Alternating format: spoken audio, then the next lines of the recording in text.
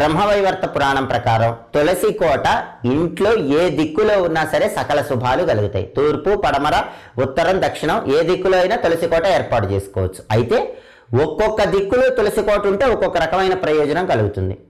తూర్పు దిక్కులో తులసి కోట ఉంటే దీర్ఘ సుమంగళితత్వం కలుగుతుంది. అలాగే పడమర దిక్కులో తులసి కోట ఉంటే ఇంట్లో పిల్లల జ్ఞాపక శక్తి బాగుంటుంది, పిల్లలు చదువులో బాగా రాణిస్తారు. తులసి కోట ఉత్తర దిక్కులో ఉంటే ఐశ్వర్యం బాగా కలుగుతుంది. తులసి కోట దక్షిణ దిక్కులో ఉంటే మోక్షం కలుగుతుంది.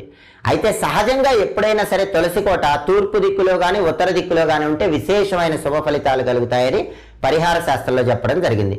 తులసి మొక్కలు ఏ దిక్కులో అయినా పెంచుకోవచ్చు, కానీ తులసి కోట మాత్రం తూర్పు దిక్కులో కానీ ఉత్తర దిక్కులో కానీ ఉంటే ఉత్తమ ఫలితాలు కలుగుతాయి.